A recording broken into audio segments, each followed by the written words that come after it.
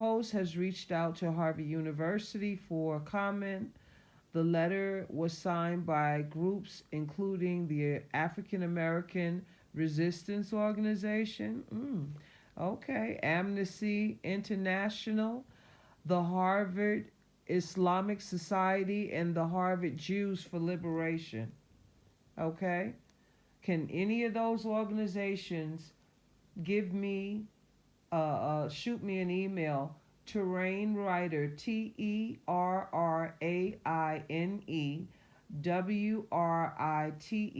at gmail.com. I need some legal assistance. Okay? I need, if nothing else, someone to get the paperwork from HUD, okay, at 900 Gold Street there in Manhattan, and any other paperwork that the city of New York has about my mother's buildings. Yep, I need him. I need what I have a right to as a citizen. It's public information. So any of these organizations, if you'd like to shoot me an email and you want to know, well, what happened to your mom's property at 313 Nostrand Avenue, on the front side, and on the side of that building is Lafayette. I forget the number for the side of the building, but it's definitely on the Lafayette side of the street. And then 990 Broadway. Okay? Investigate that. Help me to not talk about this anymore, because, people are saying that I'm picking on people. So I don't want to be picking on anyone. I want to be right and exact. I need help. Okay? See, just like we need reparations now, reparations is justice for world peace. For world peace. Okay? And the Jewish man, you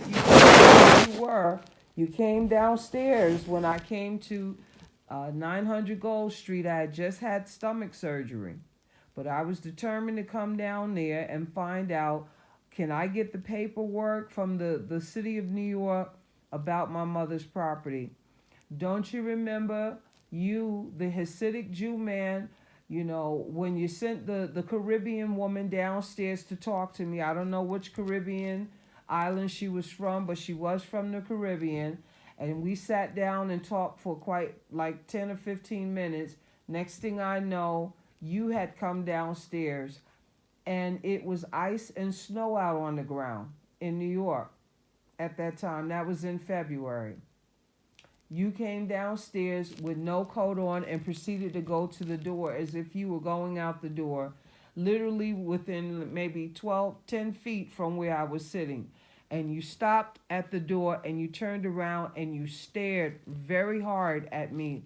Do you remember that, Mr. Hasidic Jew man that worked at 900 Gold Street?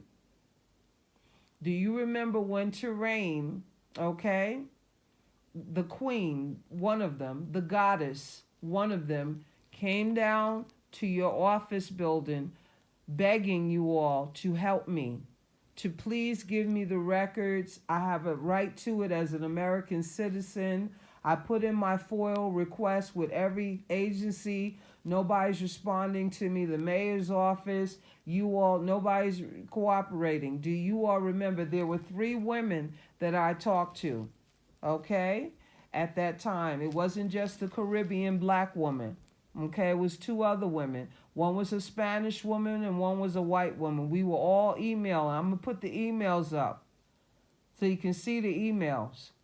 None of them did their job to give me answers. Okay? So now here we are, and that was 2018, 19, 20, 21, 22, 23, 5 years ago. Okay, I've been talking about my mother's property now for the last 10 plus years. Okay, 10 plus years, if not longer. And you all have not tried to help me at all. You've denied me legal representation. You ignore me. You brush it under the rug. You put things out there to make people think that I'm crazy or I'm just picking on you all or whatever. But now look at how life is, and the tables are turning. I don't condone, anything that it shouldn't be, that we have to have these disputes, but, like, you can't blame this on the black community. You see, you cannot. This is something that we're not involved in. We have nothing to do with, what's going on there in Israel, with Israel, with the Israelis and the Hamas. What we can say is our personal experience with the two communities. And I've shared my story a million times. It was the Jewish community that was involved, along with the Arab community, along with the Asian community, along with the Black Caribbean community, along with the Puerto Rican Latino community that were involved in stealing my mother's buildings. Primarily in the very beginning stages, it was only the Jewish community and the Arab community. These are facts. Facts. So it has affected my life immensely. And I'm never going to shut up about it. Never. Because none of you all will. Just like right now what's happening, you'll never feel the need to be quiet about this.